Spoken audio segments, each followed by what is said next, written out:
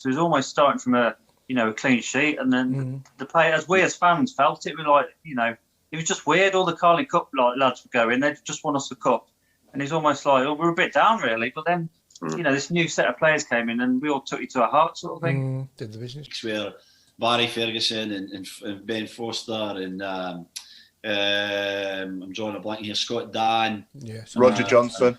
Big Roger, they were still there, and they were tremendous. They weren't causing hassle. They knew they were leaving, and it was going to be a matter of time. But they were really great to us new guys, and really had sort of respect and the club, and just did things right and got their moves and that and stuff like that. But it was just it was a great transition, and I have to say the guys really helped with that. They were tremendous, because I've been places before where guys want moves and they can be really awkward. None of the guys were.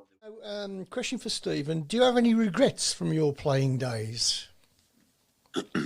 No, I don't actually. Nope.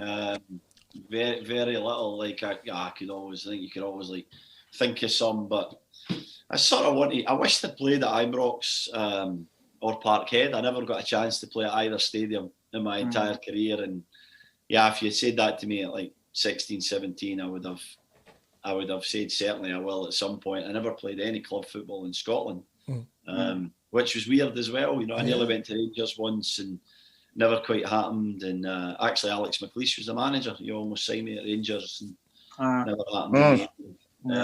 But it was no real regrets. Played with my brother with Scotland. Played for Scotland. Played for some great clubs. Played at Wembley. Played at Hampden. Ticked a lot of boxes, so I'm pretty privileged.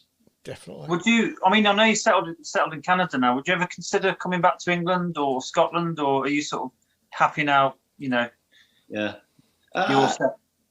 I would always consider it, because I think that if you have aspirations to coach, I've just started coaching with the Canadian men's national team, so I'm an assistant there, and I love the game. I think I've got a lot to give the game.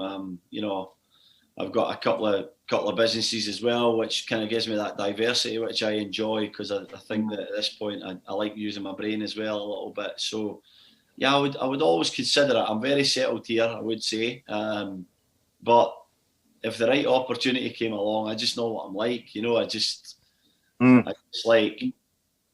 I'm very passionate about football, and if somebody calls me up and they've got a project and they know what I can bring to that project and it aligns with what I feel my strengths are, then usually I do it. I'll tell you guys a funny story, but I nearly never ended up in Toronto. They wanted me to come right after my Blues career in May, and I needed a break. It was a tough season. My family were living in Newcastle, and I said, no way I can go in May. And my agent said, well, call Ryan Nelson and see what, explain it to him. And I got on the phone, and for 10 minutes, he was just so compelling that I agreed to go to Toronto in 2 days' time.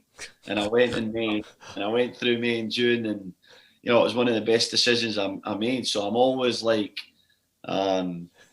I always get influenced by people that kind of get me going, get me passionate. Chance came in England or Scotland, I would consider coming back.